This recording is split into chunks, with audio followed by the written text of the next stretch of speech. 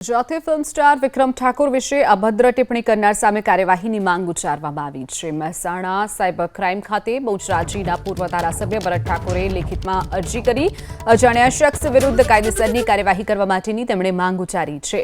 2 દિવસ પહેલા કોઈ અજાણ્યા વ્યક્તિ દ્વારા વિડીયો વાયરલ કરીને વિક્રમ ઠાકોર વિશે અભદ્ર ભાષામાં ટિપ્પણી કરવામાં આવી હતી। તેના વિરુદ્ધમાં કાર્યવાહી કરવા માટેની લેખિતમાં માંગ કરી છે।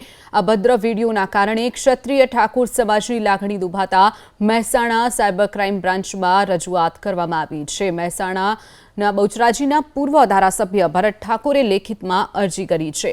2 દિવસ અગાઉ અજાણ્યા વ્યક્તિએ અભદ્ર ટિપ્પણી વિક્રમ ઠાકોરને લઈને કરી હતી।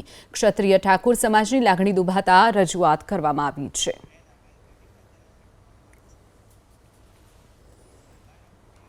કલાકારોના સન્માનનો મુદ્દો ઉઠાવ્યા બાદ વિક્રમ ઠાકોરનો સ્ફોટક દાવો। ગુજરાતી ફિલ્મ ઉદ્યોગને નવજીવન આપનાર વિક્રમ ઠાકોરનો સનસનીખેજ દાવો।